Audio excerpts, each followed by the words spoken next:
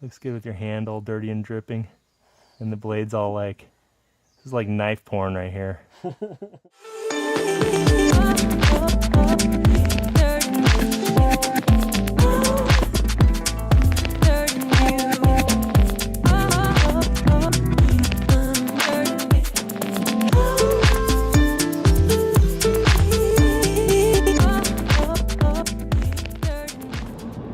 Oh, ooh, oh, we gotta pull over and stop for this.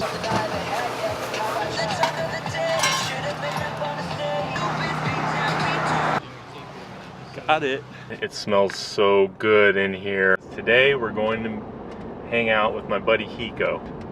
Hiko is a special guy. I've known him almost the entire time I've lived on the island. Hiko is the owner of Hiko's Custom Knives.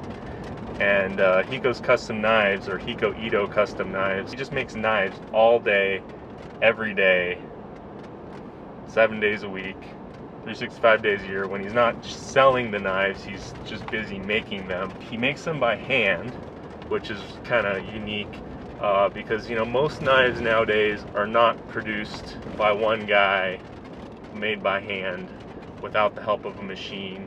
And also they're custom, so what's really cool about a custom knife is you can kind of tailor it to your specifications. It takes a while to make these things. It takes like a whole day to make a single knife. So they're like kind of like works of art. The amount of effort and time and customization artistry that he puts into producing these things is pretty amazing.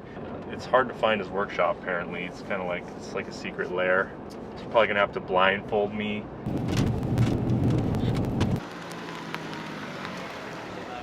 Hey dude.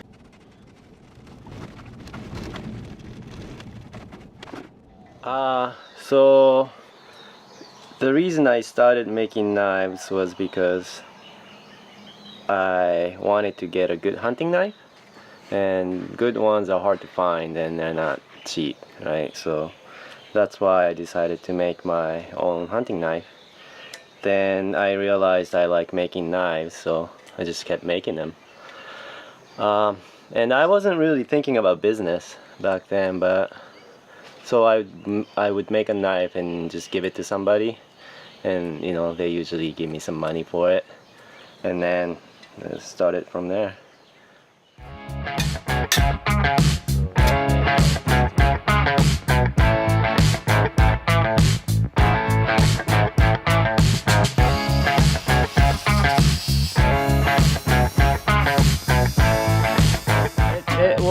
It was a passion. I don't really like the word hobby, because like if I get into something I go like full on, and it's not really a hobby anymore. It's just something I think about all the time.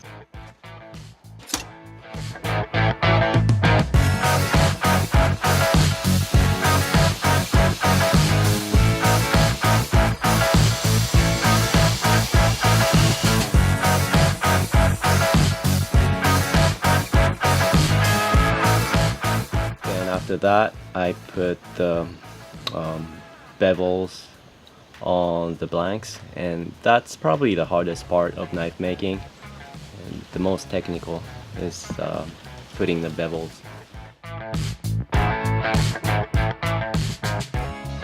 It's like when I get into something, I really get into it, but then that could change at any point.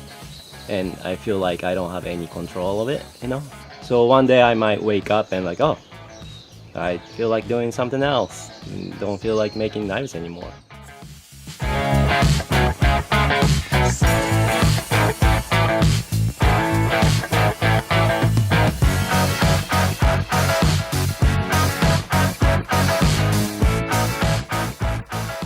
Okay, so this one, I just finished this one.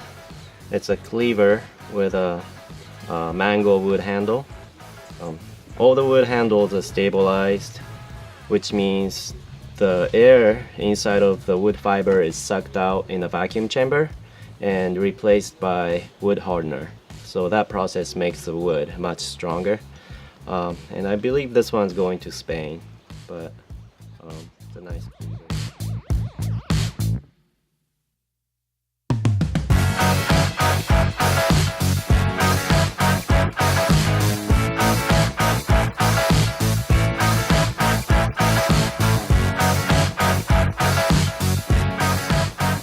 I guess sometimes I get messages about the knives I made and people are stoked about owning one, you know, and that's really cool.